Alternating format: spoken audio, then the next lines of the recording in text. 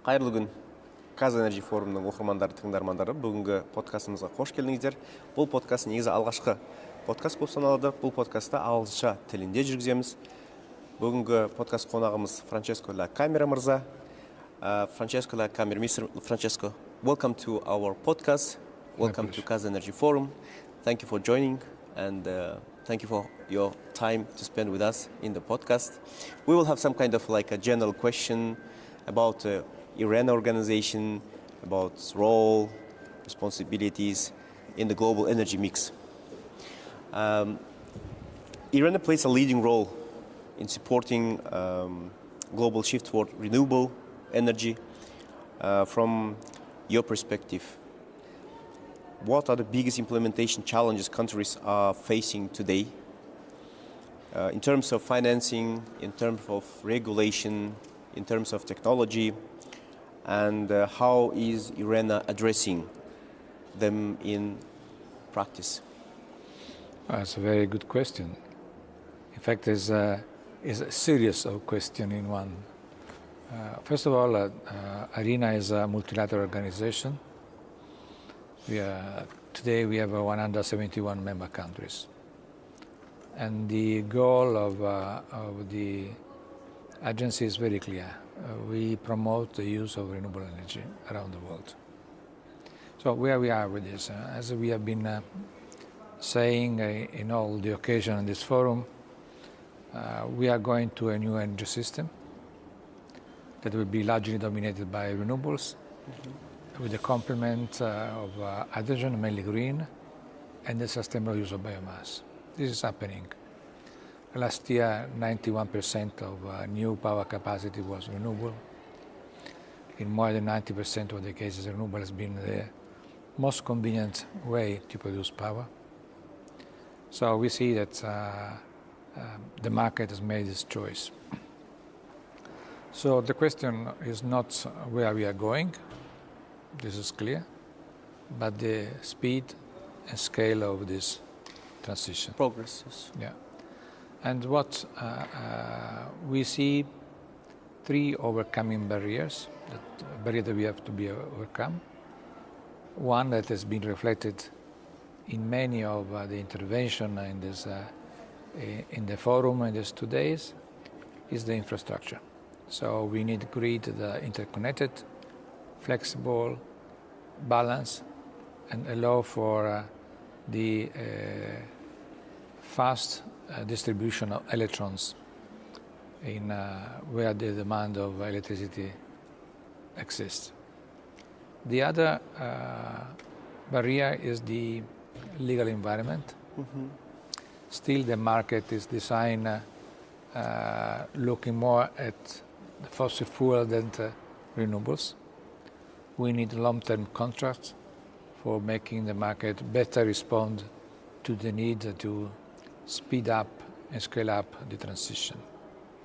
The third barrier that we see is in the capacity of the institutions, because I think no one have doubt that renewables is the technology that ensure energy security, because it's a distributive energy system, many actors. Yes. So it would be very difficult to play a political game on having a distributed source of energy. It's clean, it's economically convenient, but could be more complex to manage. So we need an institution that are able to manage this complexity, and we need also to reskill workers, transitioning from one area of work to another. We need to have a better education system that works for building the engineer that are fitting with the new energy system that's coming. So these are the three barriers that we have to overcome to speed up and scale up the transition, to be in line with a pathway that is consistent with the objective of the goals of the Paris Agreement. Thank you. Thank you very much.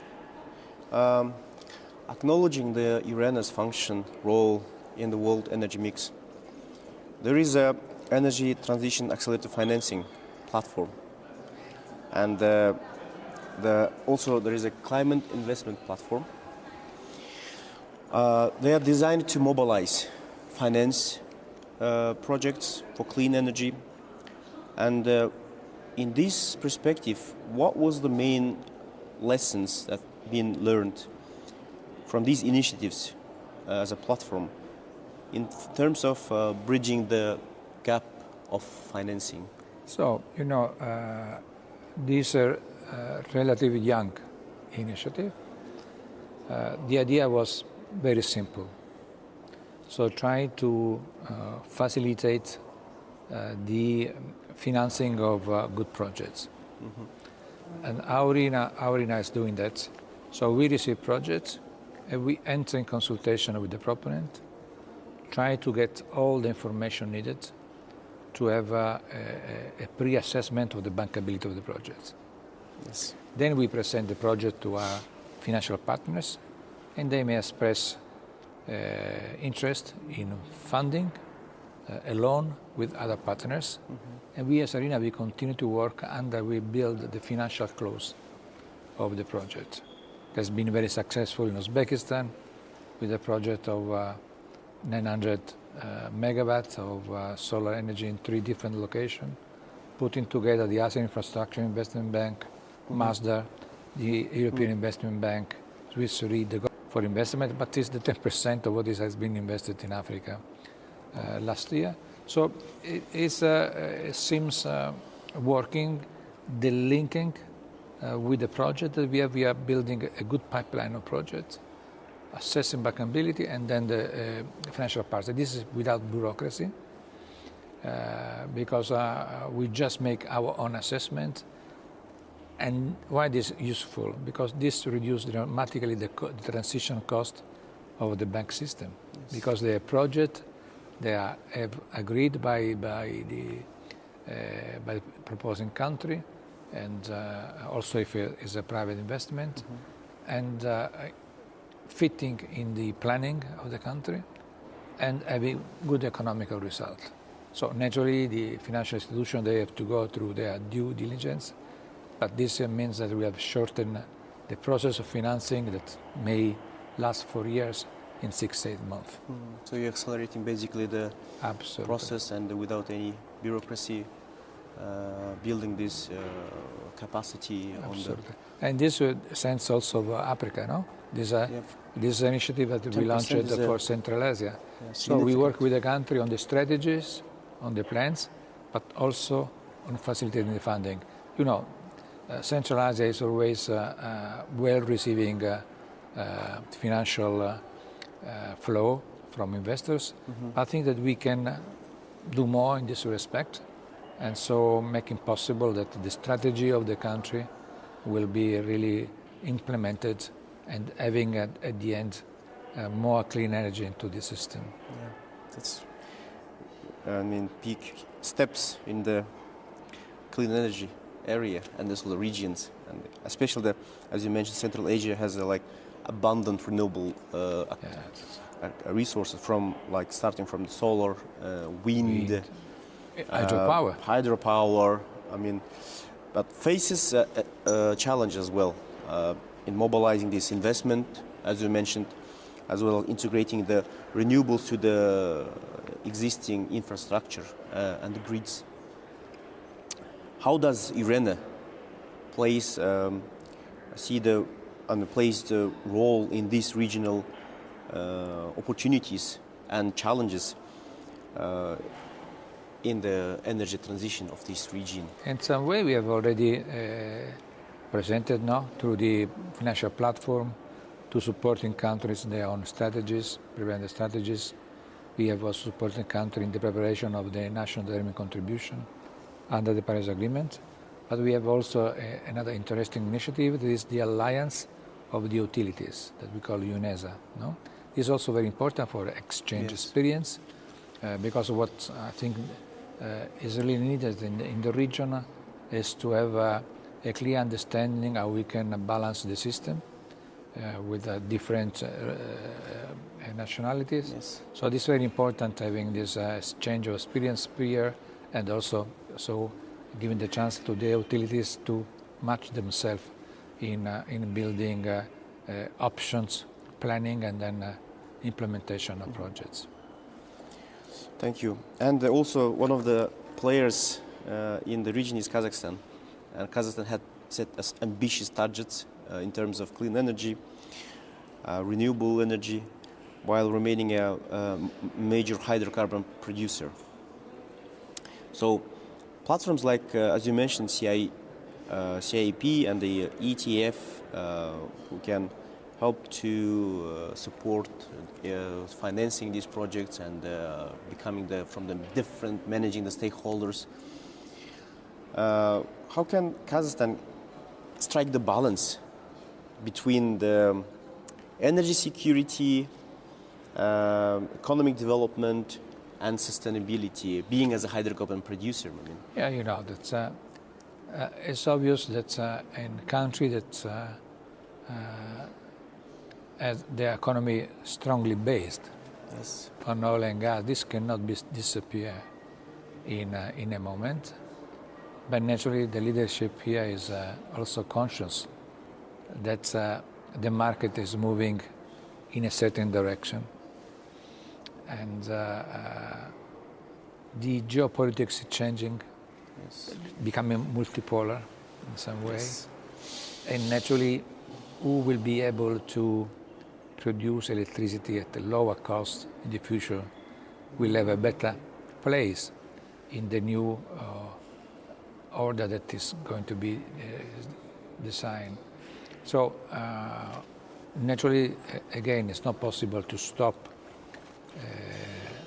the whole system to work here because this will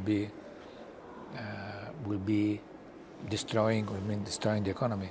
But at the same time, they are looking forwards. Mm-hmm. So, and they know that the future is for a new energy system.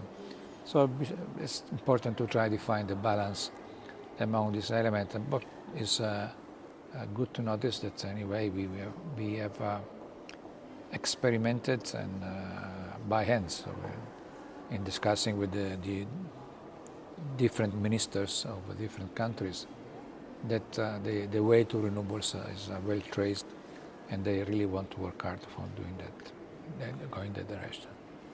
Thank you. And what would you like, as a practical advice, suggest for local companies, developers, and governments in Central Asia to increase their chance of attracting the financing for renewable projects? My answer is very simple. Present the project to us, and we will help you to get the money. You know, we are moving to organize a first investment forum for Central Asia in Baku in the first half of the next year, probably in June. We have launched a call for projects. We have received 170 projects. 170. Now we go through those projects. We see, we will assess who are the most promising, and we'll bring to the forum working for getting the financial close for the one that deserve it. Thank you. Innovations. What about innovations such as green hydrogen, energy storage, digitalization, AI, or any innovation that's cited as pillars of energy transition? From IRENA's perspective, which of these technologies is closest of large-scale deployment in the next decade? I think all of them. Hydrogen is still not competitive in absolute term, but there is already a certain trade, a good share of trade of ammonia that could be important also as fuel. So we see that naturally we have to understand that hydrogen perhaps sometime could be seen as better fitting as the fuel to decarbonize the heaviest industries, more than in transport. Yes. I think this is happening. This a change of attention to the hydrogen. Artificial intelligence and digitalization is absolutely relevant to manage the grid. So this could bring a different level, Inevitable. a different level of moving the electrons, so it become more economical and more efficient. So all storage is also important because the flexibility could be ensured by the interconnectivity and flexibility through storage. Yes, Also and through manage. Through hydropower. No? Hydropower, yes. Hydropower is the fantastic way to balance the When system. needed to switch. Yeah. So it's, with the right mix, renewables can provide the base loads in all circumstances. We see in the experience of countries that are going faster to renewables that this is happening. I was reading the newspaper, for example, that Spain, that has been one that investing more in renewables, is having an economic growth at 3 times the other countries in Europe. Amazing. So I think that the choice of renewables, we as IRENA, we are presenting as important naturally for climate. But we are starting to make more evident that this economic choice is a social choice because it generates more jobs. So the economic case and the social case for renewables sometimes is stronger than the climate case for asking for renewables. I know that Spain has like more than 85%, yes, share of the renewables. No, they are going fast, and they have amazing. a special increase in jobs. So that's the reason why the government, also with a very close majority, is working, no? Yes. Because the people feel that they are making a difference, no? Yes, creating jobs. Yeah. And sustainable energy source. Finally, how does IRENA plan to support countries in ensuring that energy transition is not about technology and finance, but also about creating, as you mentioned, jobs, building capacity, and fostering regional cooperation? So the roles of the IRENA in this. The role of IRENA is supporting all countries. We are trying to move to a regional approach. So it's not only the Central Asia but we have also Africans working on this in this way. We are launching a new initiative for Southeast Asia in the next ASEAN ministerial and in the occasion of the Singapore Energy Week. We are working on having another initiative for Latin America. So we are essentialized energy because we have the headquarters without regional office. But we are trying to get closer to the reality and to adapt our suggestions and our research financing, taking into account the special characteristic of the region where we are working. So I think this is the way that we can work. Also try to make use of our knowledge capacity that is in some way unique, because I think that today we can say that our agency is the one that has been more consistent and more trustworthy in provide data and information that make the case for the choices of the government. Thank you. Thank you, Mr. Francesco, for coming to podcast and joining us our interview podcast. It's been a pleasure. I also come anytime that they invite me in Astana, in Kazakhstan, I'm happy to come and meeting people, having this nice talk, and try to make a difference if we can. Yeah, thank you. Grazie. And you're seeing the difference coming every time, probably, yes? Absolutely. Absolutely. Thank you. Thank you for coming. Have a nice forum. Grazie. Yeah, grazie. You too. Ciao.